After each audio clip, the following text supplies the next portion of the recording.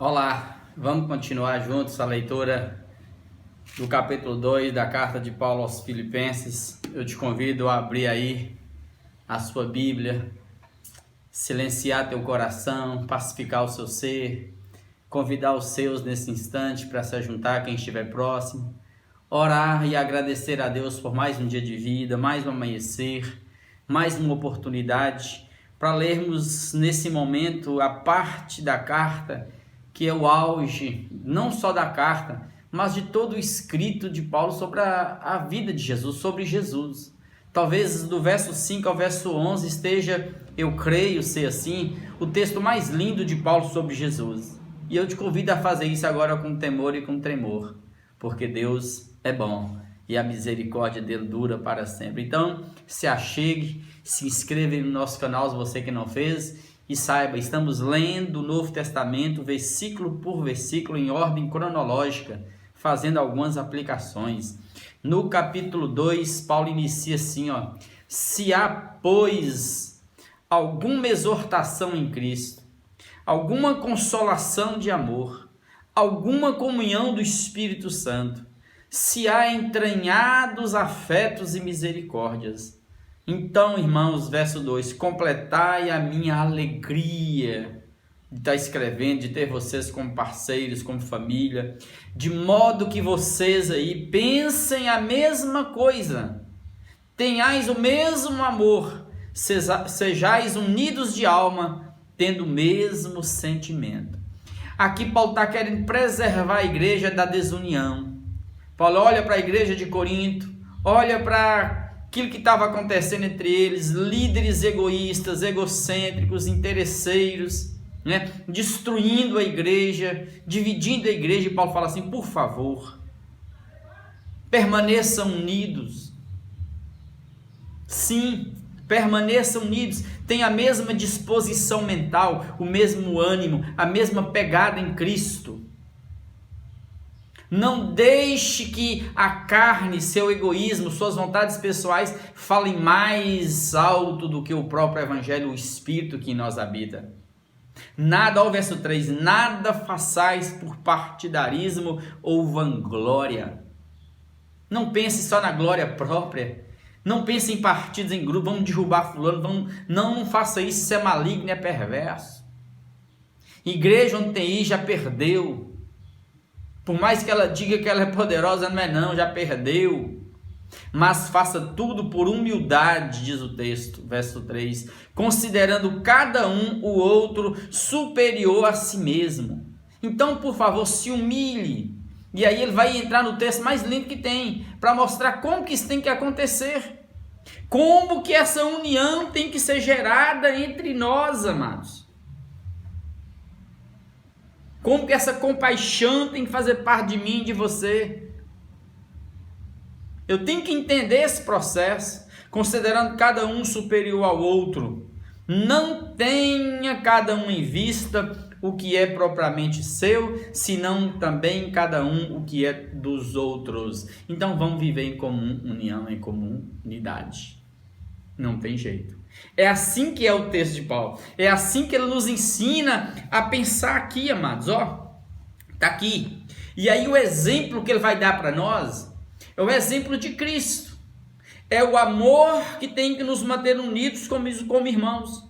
Para que haja a unidade, eu tenho que pensar na graça. Eu tenho que pensar no Espírito que é o mesmo.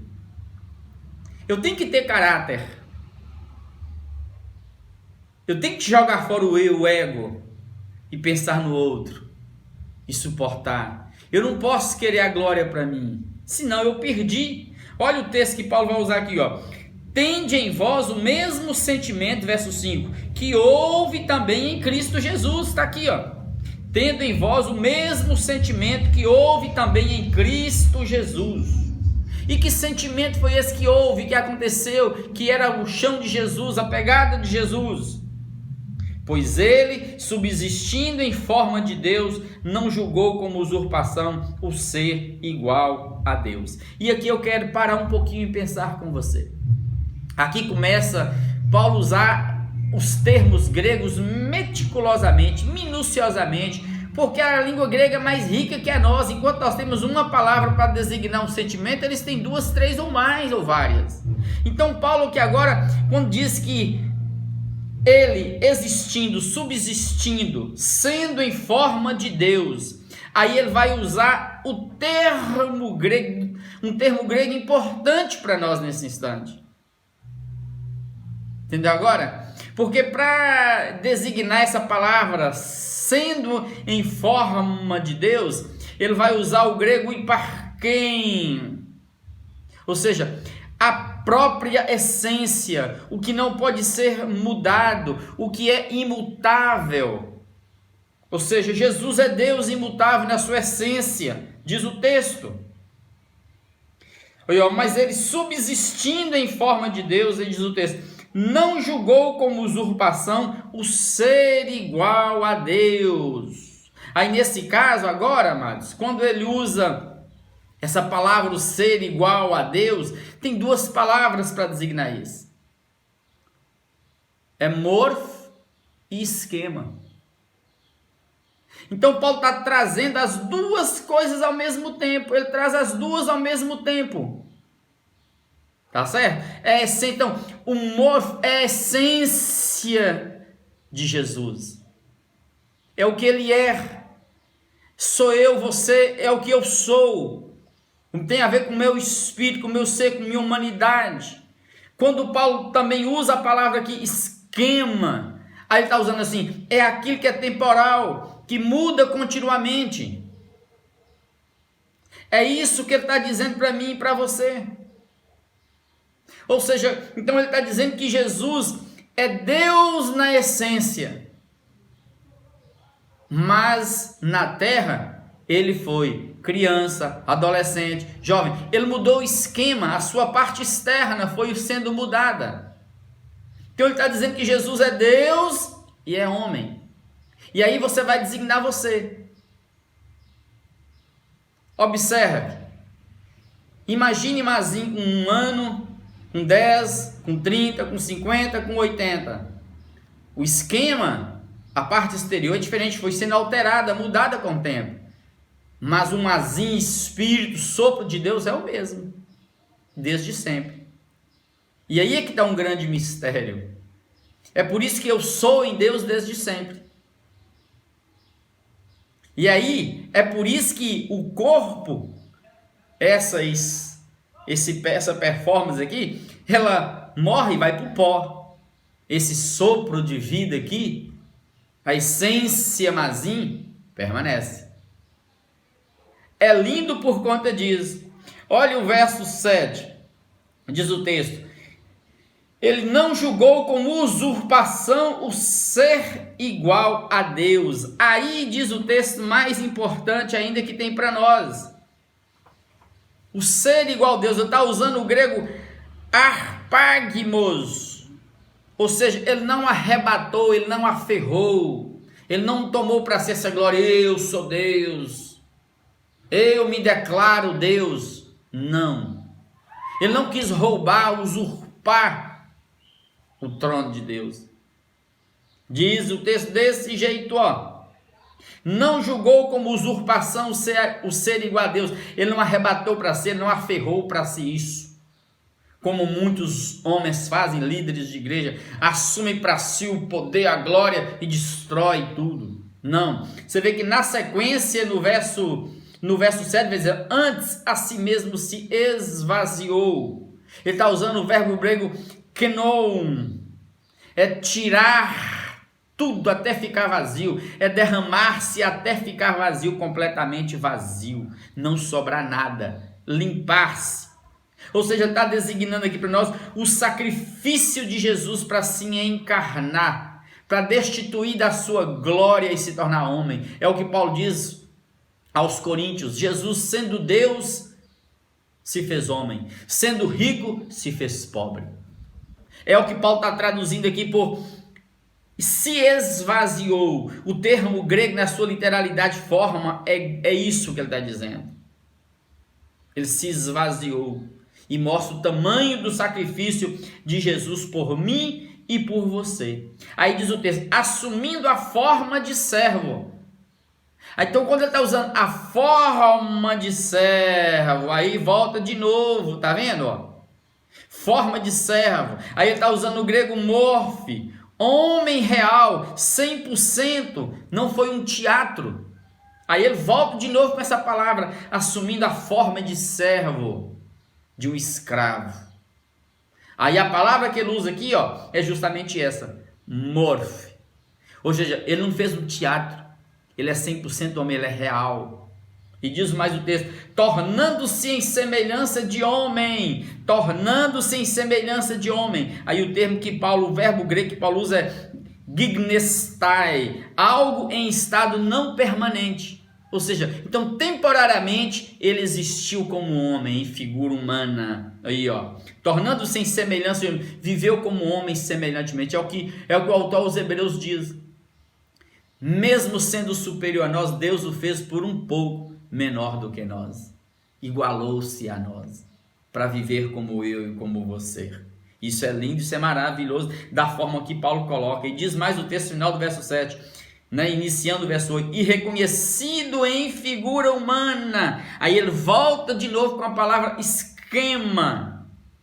Deus que se fez servo, 100% Deus, mas aí ele volta de novo, ó, e reconhecido em figura humana, aí ele volta de novo com a palavra esquema, ou seja, ele volta a mostrar que esse Jesus foi no tempo e no espaço, ele foi alterando, ele viveu como homem, ele cresceu, sentiu dores como eu e você.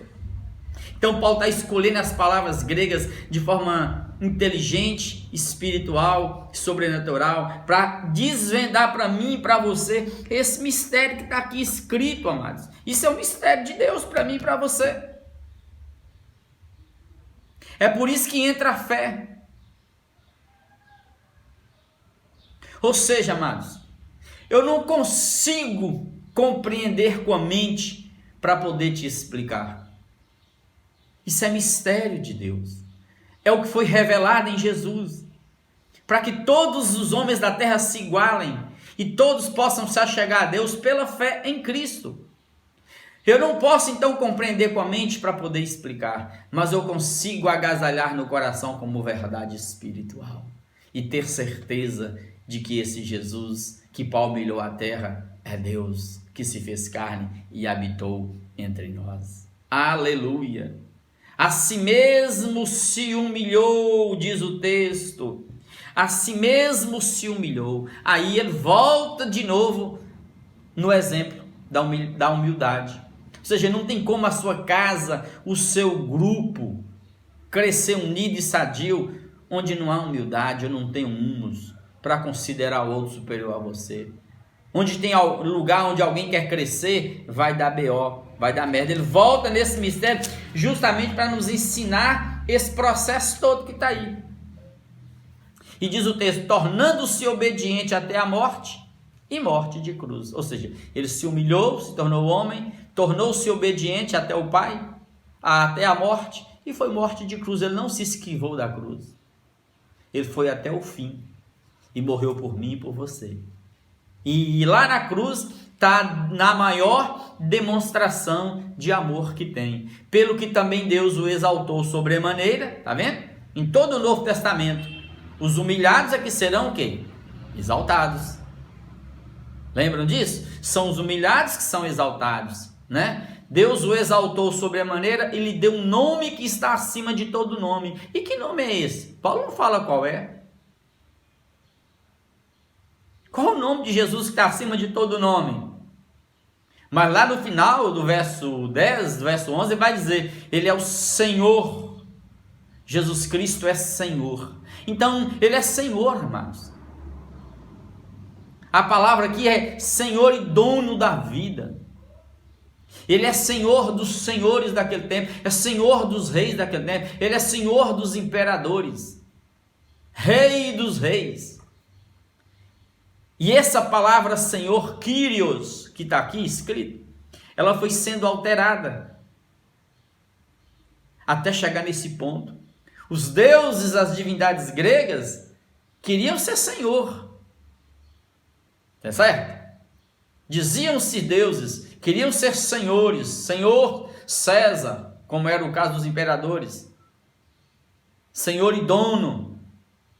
Era assim que eles eram reconhecidos. Mas eles não perdiam os privilégios que eles tinham. Jesus não, ele se esvaziou de tudo. Os deuses queriam ser deuses dos homens, mas não perdia os seus privilégios, as suas glórias. Os imperadores eram assim, os deuses gregos e romanos eram assim. Os deuses todos são assim.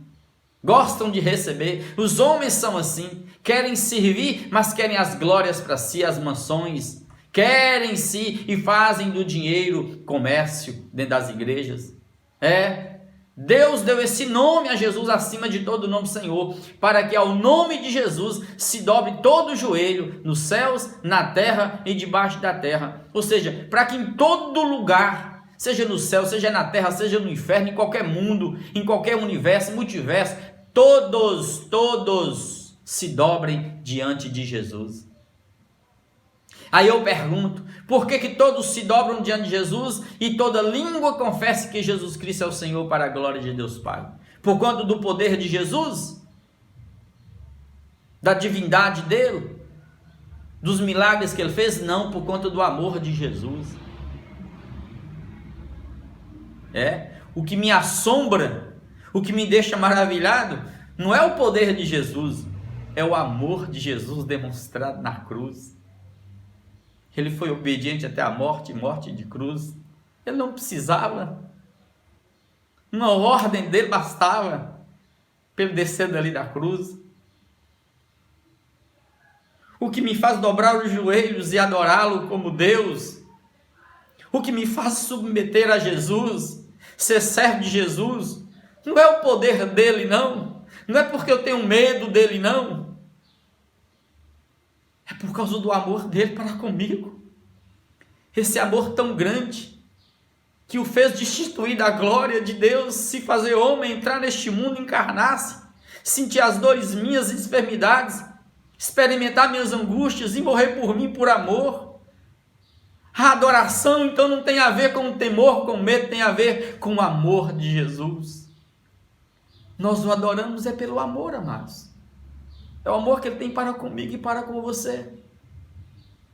E eu quero parar nesse verso 11, porque a gente precisa orar, amados.